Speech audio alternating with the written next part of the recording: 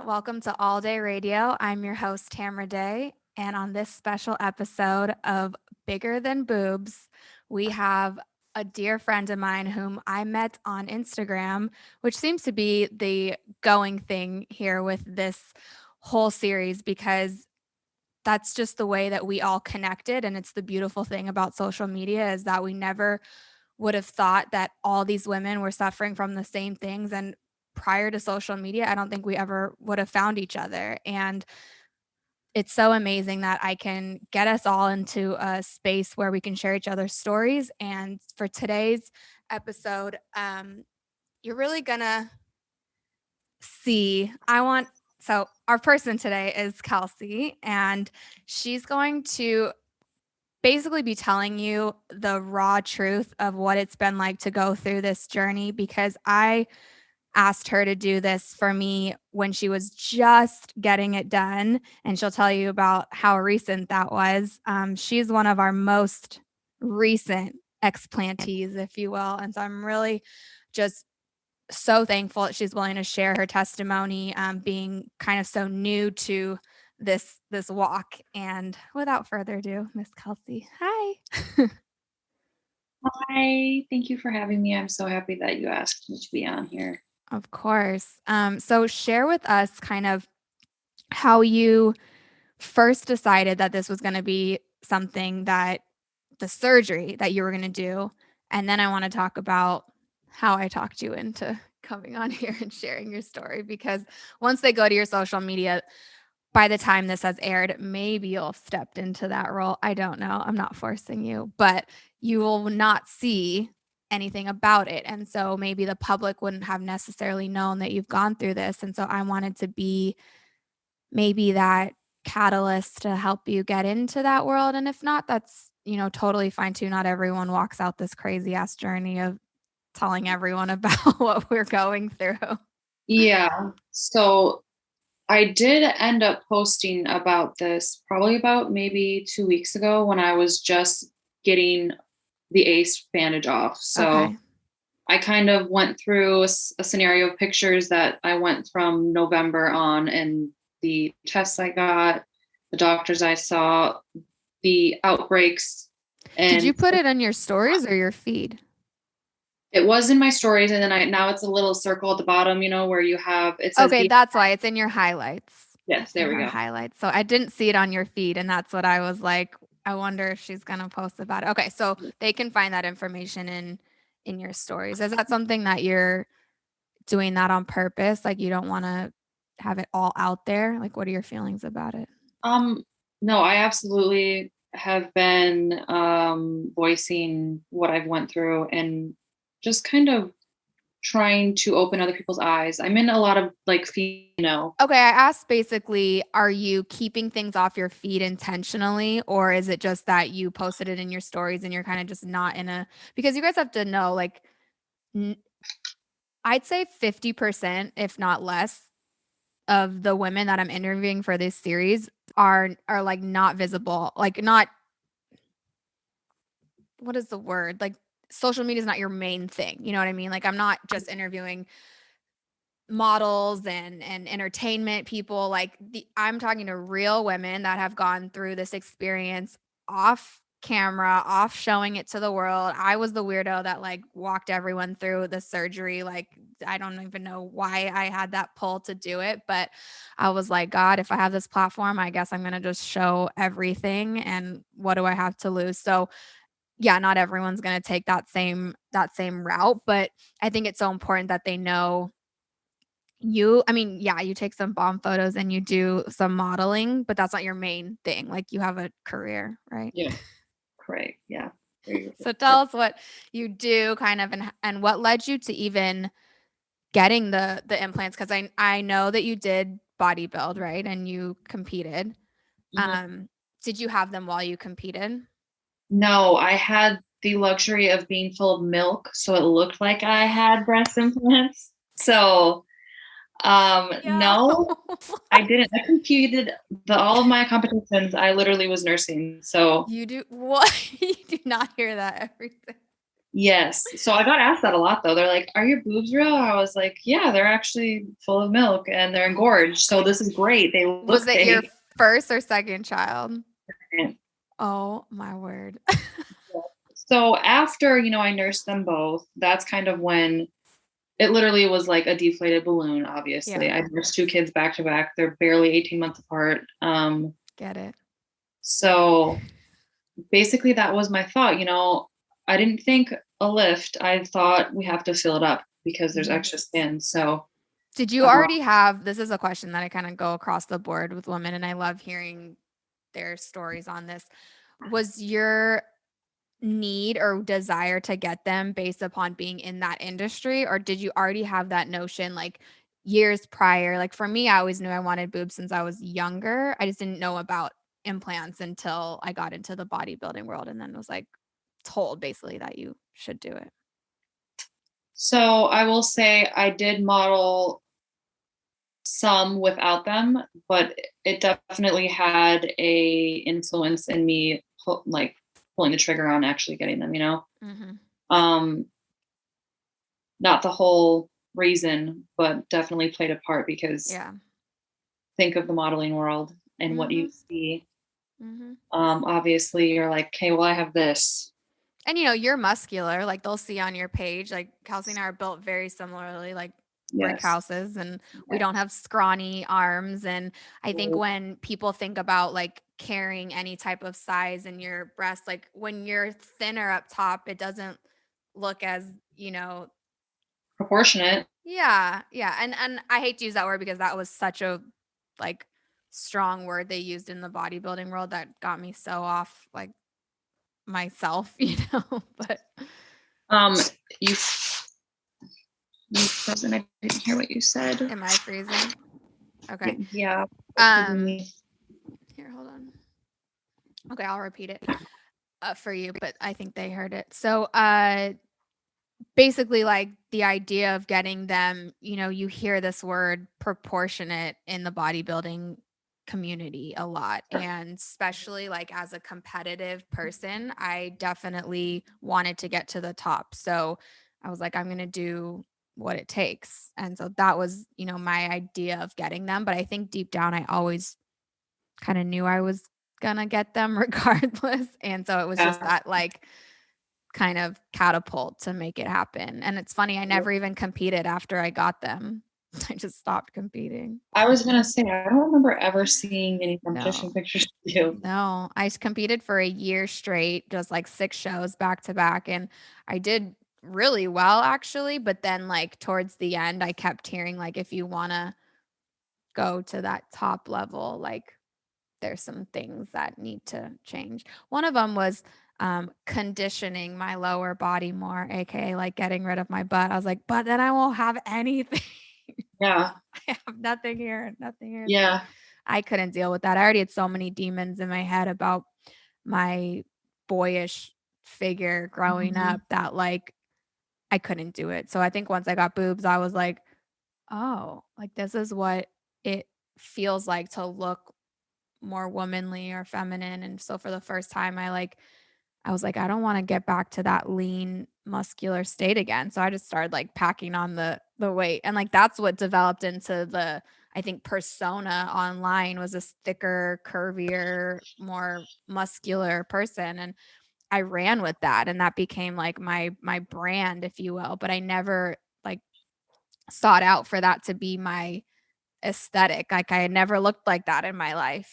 I was just trying to get strong. And I think that's like probably what I think you gravitated towards in terms of like how we got to know each other because we do have such similar builds, you Oh my know? gosh. Yes. I've always, when I first reached out to you about the breast implant illness, I was like, do I tell her how long I've been following her? And like, if you look deep into my pictures, you'll see we have a lot of similar photos because I was, I saw that the other day. I was like, wait, either we shot with the same people or like this is crazy.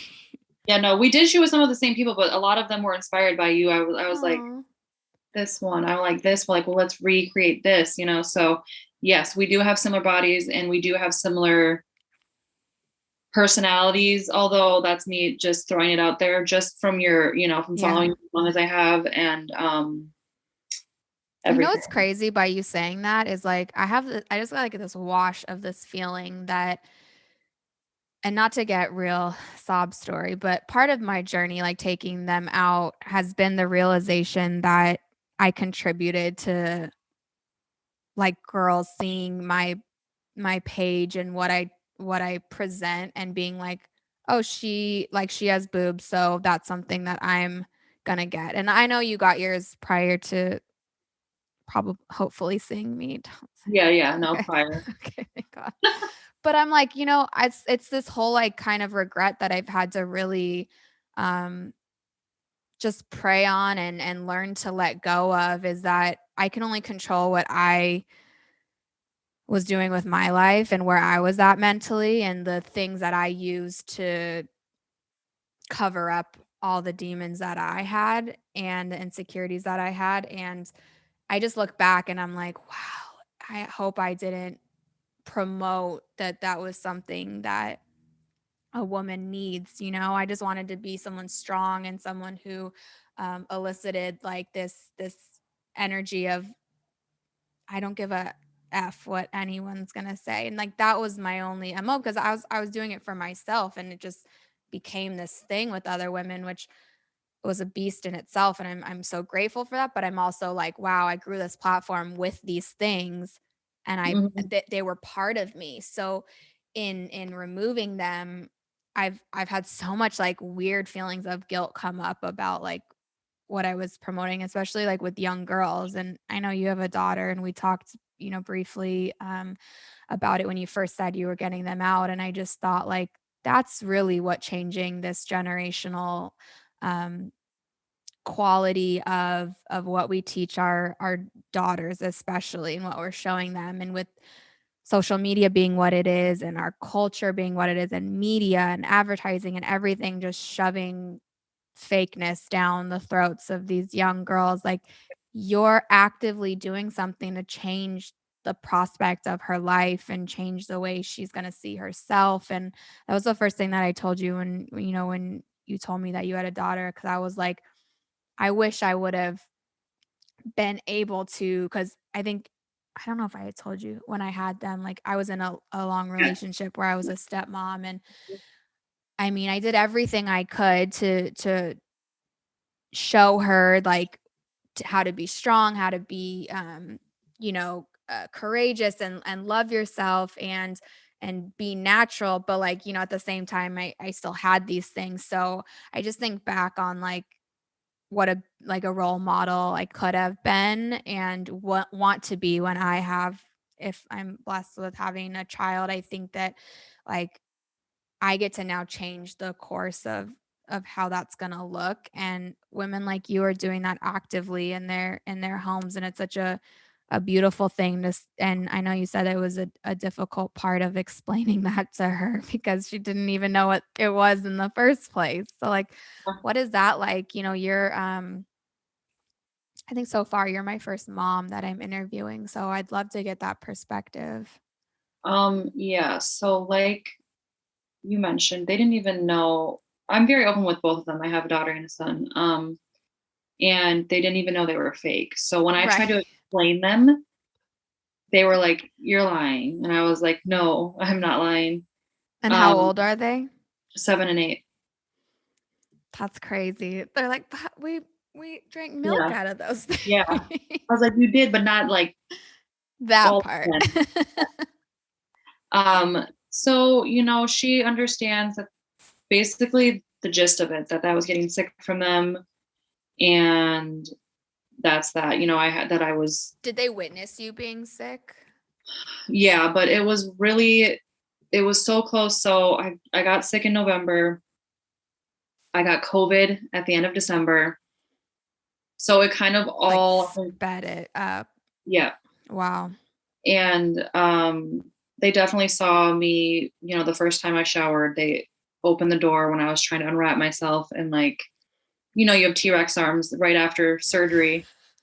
And I it still was can't like, believe you did it all yourself. Like, you're such a yeah, rock star. It's yeah. If you guys don't know, like, it's a brutal surgery to get, and I think, at least for me, way harder than the implantation part of it, like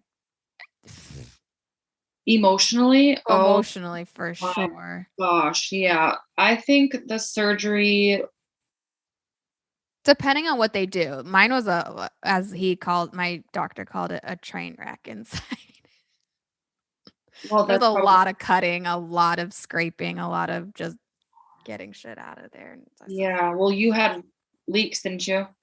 I didn't have leaks. I had those, implants that were recalled that shouldn't have been on the market. They were textured, and so all Yep. that was, like, bleeding into your bloodstream and leaking, like, small particles of silicone all over the body. Yeah. It's gross. Yours didn't leak or rupture, right?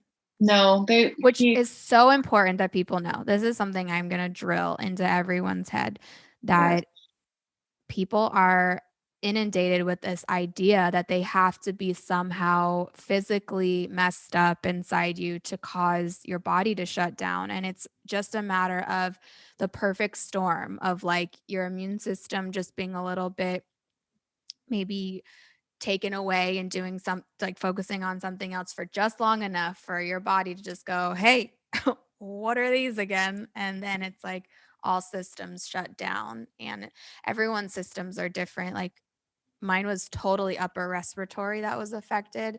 That was the worst part about it. Plus, like the numbness of my hands and feet and my body feeling like it was 80 years old. And I lived Mhm. with it for like 3 years. I don't know how, looking back, that I was able to hide that and do that. But like as soon as Yeah. you know. And Yep. you just like Tana, who I had on, um, she's gonna be before you. It's like we're so attuned with our bodies, though we don't necessarily know that we are, that when we're told what it could be, or we have this like knowing that that's what it is, we were like 3 weeks, less than 3 weeks, like just get it Absolutely. Yeah. done. And you made that decision fast. I remember you telling me that you were thinking of doing it, and then you're like, "God, no, I made it the appointment, like it's happening." I was like, "Here we go." Yep. Do this. Yep. I just knew. I was like, I can't wait for these MRI results. I can't wait for these ultrasounds. I can't wait for these And appointments. it's I bullshit because they don't tell you anything anyways. I had know. every single test done for 2 years straight. I had X-rays and MRIs and CAT scans and neurological tests and blood tests Yep. and everything. And they're like, "You're a bill of health." I'm like, "Okay, But I physically feel like I'm dying." dying. Yes. Yeah. Oh man, I think that's the craziest part, and what so many women, on here say is that feeling of like being traumatized again by people telling you that it's in your head, or like we don't at this point my doctors were like, well, we don't know what to even say to you. Like we can see you're dying, like you're wasting away physically, but there's nothing we can pinpoint. And I'm like, how are we not seeing this? Like what is the missing thing? But I realize now, like that was my point when I reached out to God or whatever it was at the time, because I didn't have a relationship with him, but I was like on my knees going, if you just tell me what it is, I will take care of it. Like give me anything, give me a cancer, give me a brain tumor, like something that I can put my finger on so that I can handle this. And that was my like, I heard like take them out, and I didn't know where the hell it came from. I'm like, take what out? And then it was like the next day, I happened to see this girl's post about breast implant illness when I had never seen those words in my entire life. So it was just like that knowing, I was like, that's too coincidental. I don't know what this is, but Yep. I'm gonna, go down the rabbit hole for the next 3 days Yep. until your Yep. eyes are like black box, whatever that movie was, bird Yes. box. First of all, yes. Yep. That's exactly. Crazy person. Yep. That's exactly how it was for me too. I knew I wasn't going to keep them forever. So I Mhm. knew, okay, I'm going to get them, and maybe I'll live out the 10 years that they have the lifespan, right? Yeah. Even though they're lifetime, but 10 Lifetime. years you should Mhm. change them. Right. I knew I was It's a nice business, thing they have going on there. right. Exactly. Yeah. You never got Having them me. fixed either? So it's a No. surgery? Yeah, I think you and I are very great really lucky on that one too, like, I had a capsular contracture very fast after the surgery, actually, like 3 or 4 months after, and I dealt with it the whole 6 years. I was like, "I'm not going under again. Yeah, I can kick rocks." Like, Imma deal with Yeah. this one being a softball and this one being soft and just deal with it. Yeah. So And annoying. I luckily didn't have more than one surgery. So I did have a lift when I did get the explant just because that was the Oh, whole okay. reason I got them, because happy boobs, sad boobs, like They're all happy because they're healthy now. now they're happy. They're just small, but How did you do with the lift? Because I had nothing to lift, so there was no point in that. yeah. So I did fine. I really feel for me personally, like they didn't have to scrape anything out. So Mhm. I felt it was easier than the implants, obviously to an extent, like because Yeah. my kids are old enough now. They were tiny babies when I got them done. So they can kind of fend for themselves. But it was still like literally like this, like doing Oh, I anything. I'm like know. trying to put my hair up like this, I couldn't walking believe my that hair. you were doing it by yourself because I probably couldn't even move anything. You're stuck, and then, like, did you have the drains? I didn't. You didn't have drains? No. And it's kind of like 50 Gosh. 50. And I was freaking out about it too because Yeah. couldn't breathe. Am I frozen? Repeat that. How do you know when you're frozen? Because I freeze? Yeah, your face is like, I was like, "She's gonna know if I make I'm just looking at her like, um, "Okay." yeah. Okay, I you were deciding about drains or not, and they had told you that it wasn't fully necessary? Yeah, so I didn't really do the guy that I was going to go to here in Raleigh, which is not really here, but it's like 3.5 hours away from Mhm. me. He did drains, but I decided against him and I went to somebody in Florida and he didn't do drains. And he's like, if I get in there and there is a rupture or there is a leak, he's like, obviously I'm gonna put drains in you.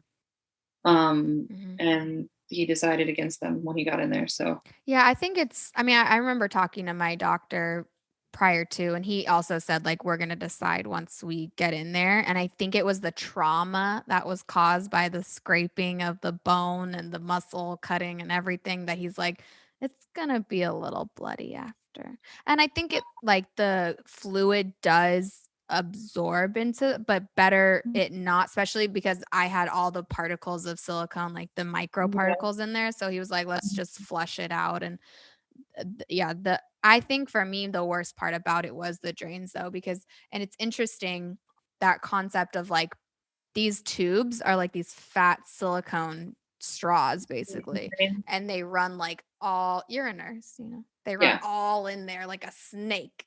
And so when he went to go pull them out, my scar tissue, being muscular, like our bodies naturally like those muscles start to go and I think come together faster probably than someone who doesn't have a strong chest wall. right.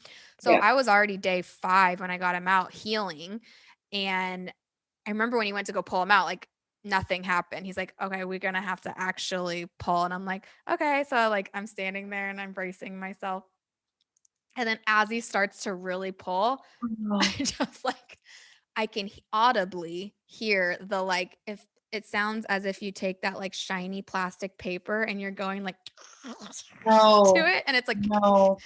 and then all of a sudden there's, like, a pop, and I remember going, "I'm not gonna make it." And I just passed.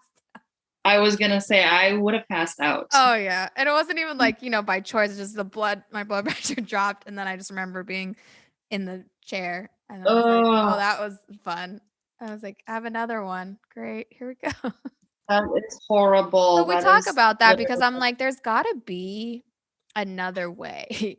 You just go through this crazy surgery where it's a lot of trauma on the body, and then you're taking out a silicone product, and then you're having to reintroduce silicone back into the body. I'm just like, there's gotta be something else they can I do. haven't. I What is have it? not in the first place. Because you froze, but I read your lips. Say it again. Not getting them done in the first place. Amen, sister. That's the You know what? Talking solution. to you ladies in this show has been so amazing to me because this process has been quite lonely for me. Like, and I'm pretty sure with you too, but I've just been like a very lone wolf type of person in general. And I don't have many female friends. And finding you girls and going through this process and having you reach out to me and then vice versa. And we just build like this almost like family and this tribe out of it has brought out this ability for me to like really speak my mind on things. Cause before I was very much like, I call it now like pussyfooting around, but I was more like trying to be PC about things, really trying to understand like I don't want to piss anyone off. I don't want to make anyone think like I'm a bitch. I want to be understanding of everything and even when it came to this surgery when so many girls reached out to me, I felt like it was my duty to be like you're going to do what you're going to do and everyone's entitled to their what they're going to do with their body and that's the truth, right? It's like I don't have a say in what anyone's going to Yeah. do. But if you're coming to me and asking me what if they I think they should do it or not or like they're going to do it and they just want like my opinion on it, I no longer have the wherewithal to be like I know if it's in your heart to do it, like, just know that these are the potential things that are I'm just like, "Don't." And then if you don't wanna talk about it, don't come to me. Because at this point, it's like it's a non-negotiable because if I care about this person, even if I don't know them, I Yeah. care enough to know what can happen to them, and I'm like, "Why would I ever tell them to just try it out to see how it works for them?" Right. Knowing what we've been through and now hearing so many other women's stories that were far worse than mine, I'm like, it's not even a question. Like I would never tell someone to just do it. And it sucks because I've realized how it does isolate people from wanting to like I don't want to say be friends with me, but maybe like hang out. Like, cause I have a lot of friends that have them, period. Like, and they got them after I got them out even. And that Mhm. was like a whoa moment. That was when I realized like you can watch someone go through the ringer. Like I spent a solid year on what felt like my deathbed and like some of them saw it. They didn't know that it was my boobs and I didn't know it was my boobs at that time. But then when I came out saying that it was, I don't know, I kind of thought that it would shift a perspective or like, hey, this is my close friend and they went through that. So like maybe I should rethink it. But that just goes to show what the reason I'm doing this whole show and why I'm calling it bigger than boobs is like the psychological impact that our culture has made on us to want these things, to desire a more feminine, a more like whatever, like they're in right now. Okay, so like they've been in for maybe 30 years. Who knows if they're going to be out ever, or at least this idea of larger breasts. I think we're just constantly going to live in an over sexualized society. But Yeah. the idea of putting something foreign in your body, I hope to change the narrative around that. I'm hoping to change even plastic surgeons' ideas on what they're doing to women because yes, it's cause you're in the cosmetic surgery world, but you're also in that field to say I will do no harm to people. Like as if you become a doctor, that is like should be part of the thing you sign up for, right? Yeah, it is. But they're knowingly and willingly putting these things in for just the fact that it's so lucrative and so easy and they know there's like a quick turnaround for if you need Profit. a fix and you need some new ones and then you're going to need a second set and just it's a we know it's a multi-trillion dollar industry but I want to change the minds of these doctors to be like there's money in getting them out like show's expensive. I spent about double what I paid to get them in. So That's what I'm saying. Like, if I could tell them the business aspect of it, like, not only are you healing women, so you should feel good about that, mhm. but you make quite a bit more money.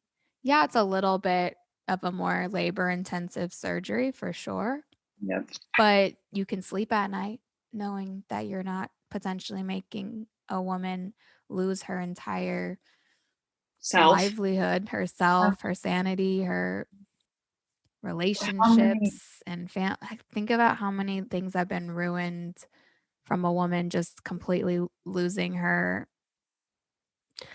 I I don't wanna say identity. I think we kind of lose our identity in our culture anyways, and it's our goal to, like, try to get that back, but this does, when you get them out, allow you to see yourself more, and, it's we've gone all deep on what comes up when you take them out, but it's a journey that I wish everyone could go on who doesn't have the surgery. It's just not an easy thing to experience, and it takes a very strong-willed person to stick with it because you're kind image. of yeah, you're faced with it regardless. Like, you have to look at yourself. You have to go, "Okay, this is what we've done. Let's look at all the things." And you can, yeah, hide yourself from the world and also hide from yourself and everything that's coming up. I know that maybe I do a little bit more deep spiritual work and introspective work than the average person, but you're forced to when you get that surgery. I think on a spiritual, a metaphysical state, like the cutting open of that area, the exposing of, the energy now starts to move through your heart chakra and start to move through your body because implants really do block energy from even going anywhere. Yes. Like, I did this one test. My dermatologist actually ran like or she's an esthetician, but she has this like electro, like, I have to find out what it's called, but she like puts it on the skin. It's a tool. And then it like lights up your blood flow. Like, you can see where all the blood vessels are. And like Mhm. when I had implants, it would be like blood flow here, and then they'd be like dead. And then it was like blood, like nothing was moving through this area. And it just goes to show, like, we literally have dead things on our body and in our body. And no wonder we're just dead beings. All we have, and no wonder we look like walking zombies by the end of it. And it's So it's true. terrible. We're like young people who have grotesquely aged on the inside, have terrible memory, brain fog. Oh, I don't know if you had all that, but wow, that was probably one of the worst parts that was about it. the scariest. The closer I Mhm. got to I had my surgery scheduled and I was like 2 weeks out. I was with a friend and she's also a nurse, and literally she's like, "Do I need to bring you in?" Like, I couldn't form a sentence. And I was like, "I'm done trying to talk. I'm sorry. Like, I don't know what's going on with me." It just got worse and worse and worse. That It's was what was the scariest for me too, and I think being someone who's communicative, and I think I'm kind of an intellectual if with some things, I couldn't formulate a formal sentence to save my life. I'd be having a conversation with someone and then mid sentence just be like, "What were we talking about?"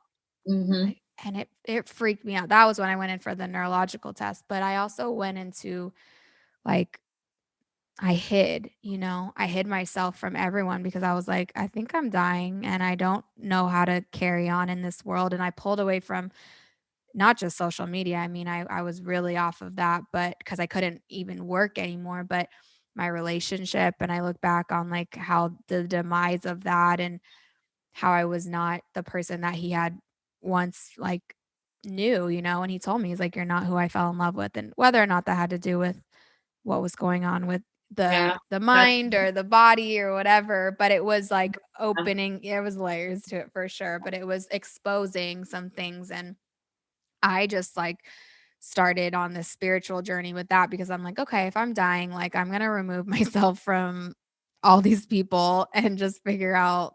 It's like putting a cow out to pasture. I, like, moved out, got a shitty little apartment, was like, "I'm just gonna die here with the roaches." I'm Not so masochistic, but sometimes. that's what it makes you feel like.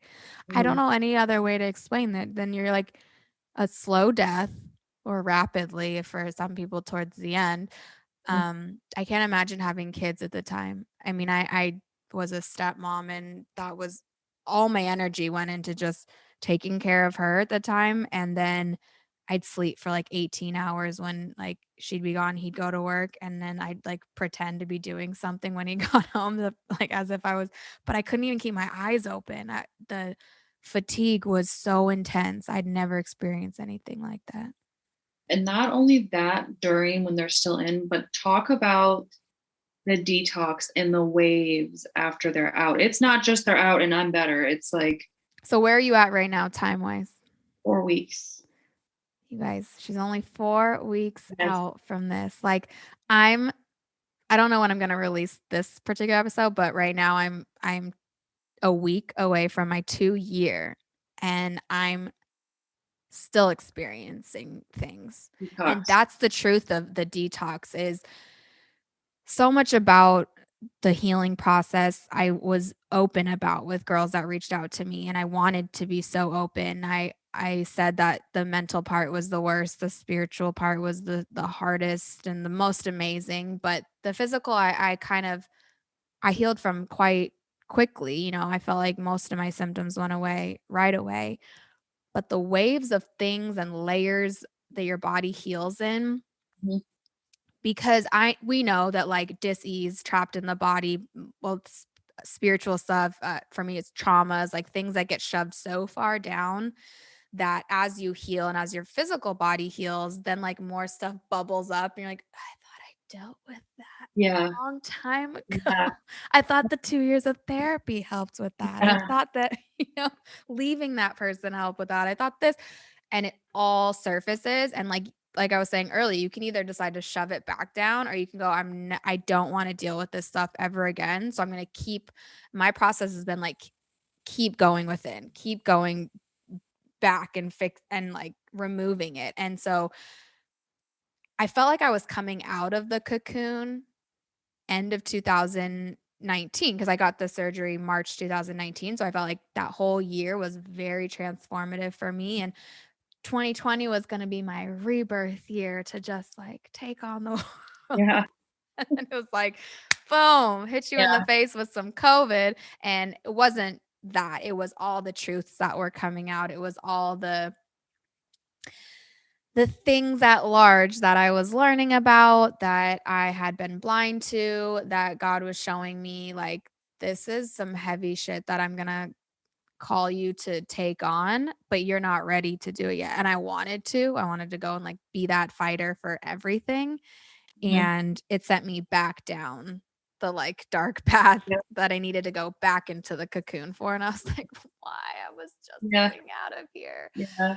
And it is wild. I'm in awe of like this journey, honestly. And I wouldn't change any of it because it's brought me to this place where I get to have these amazing relationships with people that I wouldn't have had prior to. And honestly, part of my healing has been the female trauma wound. Yeah. Like I have a mom wound that's really deep and it goes to show for like the relationships with females that I've had and or lack thereof, I would say. And it's allowed me to like open my heart to having women friends and close bonds and realize that it's so important to have and that I shouldn't shun it away just because it's impacted me negatively in the past or like I've been brushed off by people or whatever. But um it was this whole need to like prove myself, be accepted, be all these things so that someone could see me. And it was like when I realized just by being the like rawest, most vulnerable and like for me weak, but I realize now it's not really the weakness that I thought of, but being that and presenting that has actually like allowed people to see me and like connect with me when before they'd only connect with me because of the person I was presenting myself as and what they could get from me or what they could um you know Outward. What get they saw. by get by being with me or like connected to me in Yep. some way. Mhm. And I did that to myself, because that was a safety blanket, but now it's like the connections that happen through this process of shedding all these layers has just been so profound. And that's what I wanted to do this show for, was to show people that through adversity, like obviously we don't ask for this all to happen, but now we can see why it did, and that it can bring beauty out of it, that in a time when we're so disconnected, we can actually realize like how much we have in common and how much we need each other and how much like we're able to be strength for each other in times that honestly, not just in the world, but like this particular surgery, I think the aspect of being lied to, I'll say lied to, and then going through being told that you're crazy. Like there's so much kind of, I think I make up this word, but like re-traumatization that happens, that we need each other to get through it, you know, and we need support systems. And especially like, I think it's amazing that you reached out to me from social media and that you had seen, whether or not it was me getting them out that triggered it, like even if like what I did planted a seed somewhere with somebody, like that's the only reason why I wanted to put it out there, you know. And I think if more girls see real women like yourself being able to talk about it, they might think like, oh, what's my story? My story's nothing. I'm just a whatever, you know. But it's just you can plant one seed and it's gonna Somewhere, the more you plant, the somewhere more you grow, you know? one woman's gonna see it and tell a friend maybe, or Mhm. get that spark. Because for me, I wish I could go back and find the girl that posted that. I have no idea even who she is. I I think she just like her whole page was about her celery juicing and these awesome smoothies that she made. And like I would have never found her ever. And yet it popped up on my feed and like the whole trajectory of my life changed because I saw one post that she made about it. So And as much as without I want to get mad at social media at times, I also realize like, thank God we have this crazy ass platform. And if they there's don't shut us down, we can keep talking about boobs and keep talking about what they're doing to us. yeah, that's the thing. So I went to so many different surgeons. You keep saying like they make money off of it and they know what they're doing, but they all denied it, you know? Anytime I was hesitant to always bring it up right away. I would just kind of wait. Mhm. Why do you want them out? Why do you want them out? And I'm like, oh, I just don't want them. Oh, you know? Finally, I just Isn't got that weird that we like can't be honest about it? Because when I did, I don't know if we had talked about this prior to you going and seeing your doctors, did I warn you that they have that reaction? Because it is something I tell girls, because I said, be hesitant. confident when you go in there. Because when I led with that, it was like you're shut down immediately. It's like they don't even see you as a Nope. candidate for surgery anymore because they don't want to.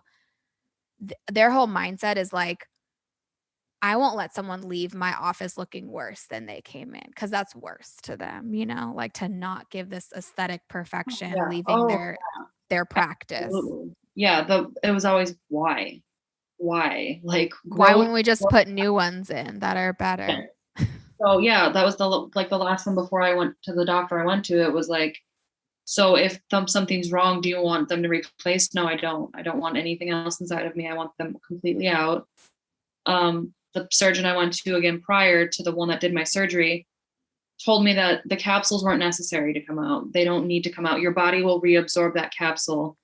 And, you That part. know, I was like, but Ladies, if anyone hears this episode, if you take one thing from it, it's do not let a doctor keep that capsule in there. I don't care if you just had surgery a year before to get them in. Like they go, oh, it's too thin, like it'll just absorb. Get everything out, because those capsules carry every microparticle that leaks from the implant, and the capsule is what's holding on to it. And anything that gets into your bloodstream comes off of that capsule. So they're the filter. If you leave the filter in there, that filter is going to destroy your body and they even don't go worse. away. They don't No. go away. No. I know I remember I talked to a doctor like right after my surgery who said he removed like 4 capsules from a woman. That's the Oh, interesting part. Remember the page on Facebook you told me to go to? yeah, the private page, yeah. Um, there was a woman on there who had been told the same thing. She'd gotten them redone 3 times, and Mhm. the doctor that finally removed them said he found 3 different capsules still just sitting in there under the Chilling in implant. there. Yep. And I that just was about 10 years later, 10 ugh. years after her 3rd set. But your body will absorb it.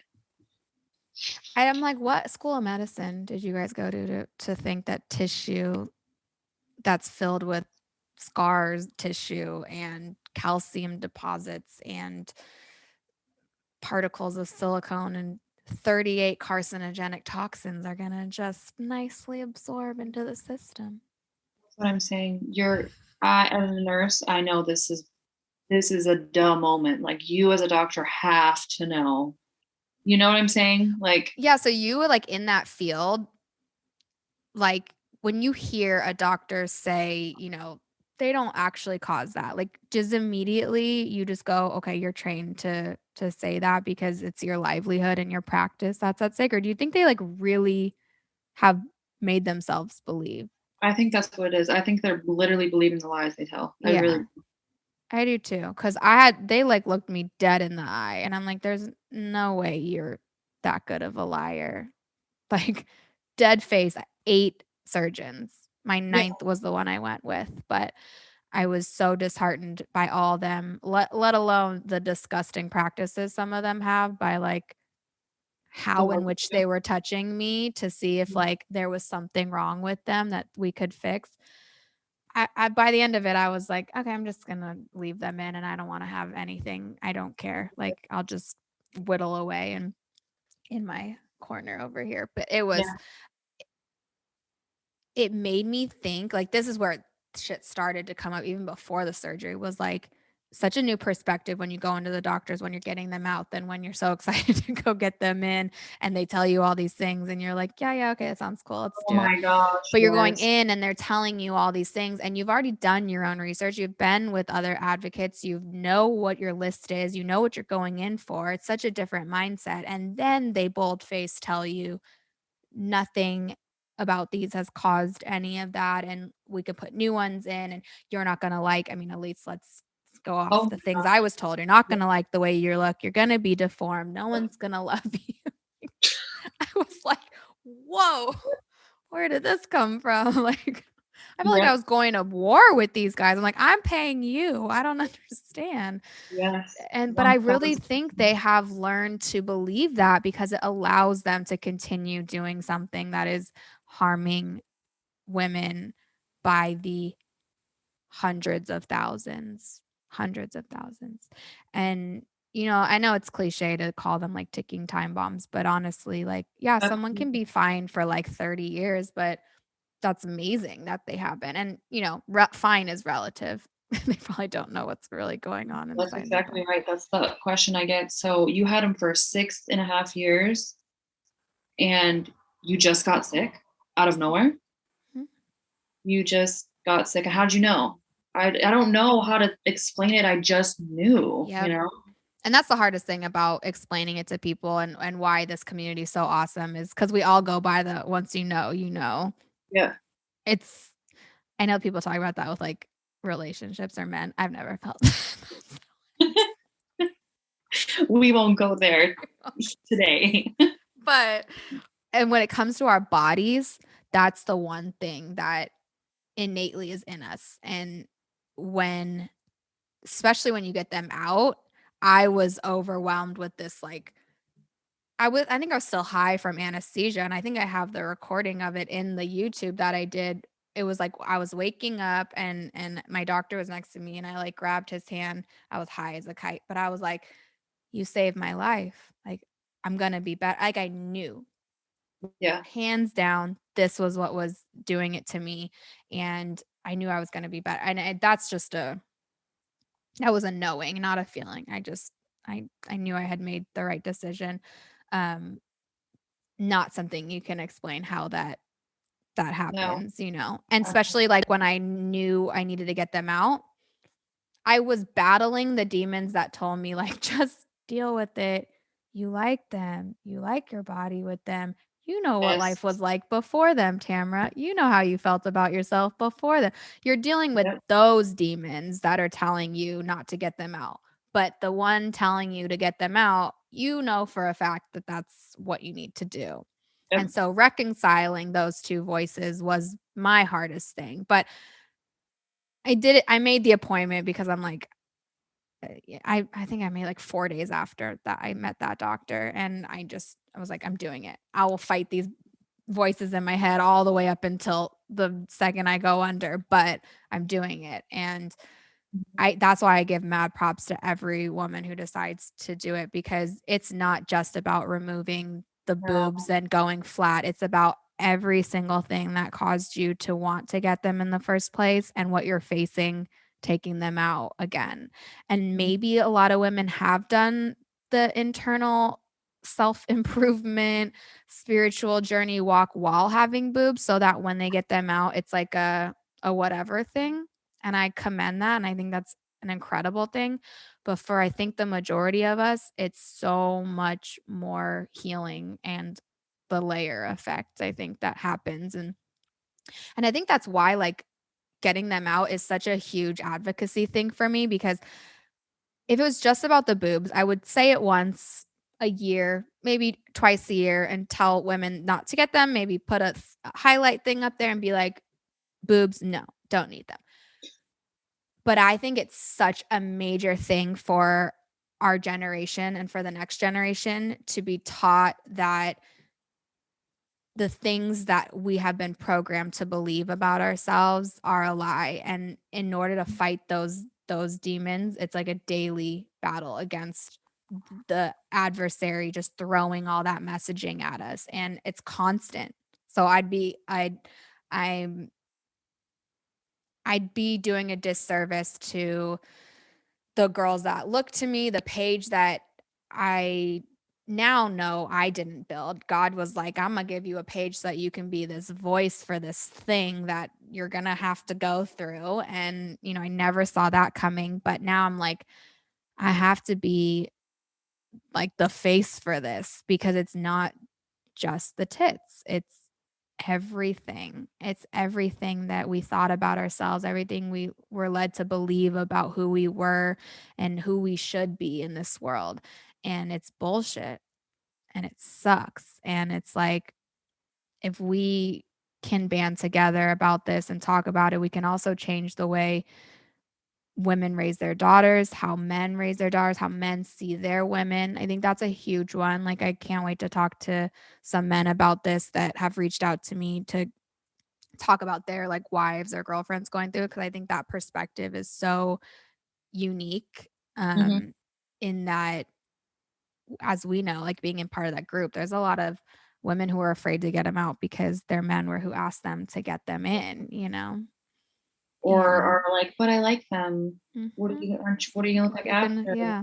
Yeah, and it's this huge, like, I mean, of course, like, a lot of women would be like, "Leave him." It's, like, stupid, but it's not that easy. We're so conditioned, and we're afraid to be rejected. I mean, why else do you think we get them? I think it's a fallacy when this is another part of me learning that it's okay to be a little bit of a bitch, because this is where my stance is on it. Like, anyone who says, like, "I'm getting them for me," it's not actually for you. It's for the whole lifetime of programming that you have in your head that tells you that you need them. Mhm. Like, you can say all you want that you're doing it for. If I wore makeup for me, that wouldn't make any sense. Like, I wear it so that I could portray myself a certain way to people, like, because it makes me feel like I can be a little bit more confident. But I'm gonna Yeah. say that because, like, as I know it. And on the days that I don't, I'm like, all right, they're probably looking at the giant pimple I have on my face, but like, it just is what it is. But in the same way, like, it's okay to admit that you're getting them because of X, Y, and Z. But it's like we have to actually look at that. And I think we're so afraid to look at the why in which we do things to ourselves that are drastic like that, and that can't be, well, they could be reversed, but that are, invasive in that way. And we're in a culture that promotes that being just a very easy, common, like, get it done for your graduation type of thing now, you know. Mhm. So women like you are doing the work to be able to stop this generational thing, you know. I'm not going to say like it's a curse put on us, but you know, we're in the time when um your daughter will grow up on social media. I mean, unless something changes, unless the platform just disappears, like that's the world they're going to be inundated with. And as much as we thought we were bad having like magazines and television, like, you know, they just see it. I know, just blindfold her the Endless. rest of her life. But it's going to take the modeling of who you are. And that's why I know I'm so grateful to like see women doing it the way you're doing it and being open about it and just carrying yourself with such authenticity and vulnerability. And like, I can't wait to see where just this new you takes you. I hope to like It's, yeah, it's continue a our long journey. relationship. Yeah. Absolutely. I I want to 100%. know like what you're going through and check in, you know, and hopefully do maybe another one of these when you're a little further out. But you guys, like 4 weeks out, I feel like you're like, "Wow, I'm healthy and this feels amazing," but, like, all this other stuff, didn't know was gonna be this No, heavy. that's why I think a lot of women probably don't. They're afraid not only to get them out in their appearance, but emotionally, mentally, it is such a roller coaster, and I cannot stress that enough. Like, it's What would just you say to a woman that's thinking about getting them out, knows she probably should, but doesn't have, like doesn't think she has the mental capacity, emotional capacity to handle the journey, the uh, process, like I know you're in the thick of it, so I wonder, like, where you're at in terms of what you would say to worth it. someone. I mean, I would just say it's worth it. I know Amen. it looks like a tall mountain and you can't climb, but you have to, and you'll get to the top and you will. It's like we don't have another choice. It is 100% worth it. Because Mhm, do you wanna live your life feeling dead, or do you wanna live it and feel every bit of it and just know that you can reach out a hand and there will be someone there. She might not be in your town, although there probably is a people in every town if we really spread this thing out wide, which we're gonna do. But like there's people online. We have people like Kelsie, we have people like myself. There's thousands of us now. So I would say like if you have any inkling of feeling like you can't do this process after to like reach out, even if it's not in your nature to do it. That's what I mhm. urge people to do. Is find someone, even if it's one person to talk about it through. Like I hope that, you know, me even having conversations with you via DM like prior to like just I know I was really real about a lot of things and I probably scared you about a lot of it. Oh, that's But I thought like let me just tell her everything so that there's no surprises. mhm. No, you are in my highlight for a reason. You are a huge Thank you. shoulder that no pun intended, although your shoulders are nice, but you are a shoulder Words of that choices. I leaned on, and I'm so grateful for you, and I'm Mm, so grateful that you responded and thank you. all of I'm that. so grateful. And you guys, so feel free, can I say, to reach out to you if Oh, there's a absolutely. woman that needs to. So we'll put her links down below in the video, but tell them how they can contact you for those listening. Oh, Like now, just say it.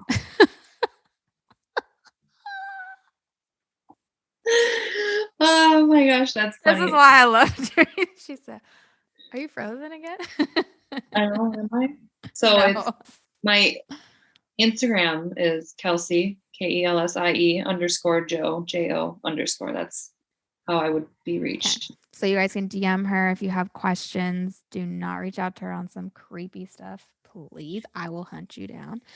No, this is a very safe zone, and we're just doing this to try to get rid of the myths around these boobies and break the silence and be able to spread the message of healing and tribe and community. And you guys have people to help you. There's resources. We're here. And just thank you so much for being a part of this part of my journey and hopefully some other women that hear it. So I appreciate you and I can't wait to hear just how things are going as we progress longer. You have a lifelong friend in me, girl. I appreciate that very much. Yes. Well, I can't wait to be further along too. Yes. Um, And the we will other meet in thing, person. My goal is to meet each one of you guys in person. That's yes, my I goal. told you I'm coming to I that know. mountain Come next. and have a hike with me and Dawn. All right, Yes, girl. I Have a will. great night. Kiss your babies for me, and I will talk to you soon. Thank you. Bye, love. Thanks so much for watching. If you guys like this video, make sure you hit the like button. And if you want to catch more episodes, make sure you subscribe. And please comment any questions you have down below. We'll see you on the next one.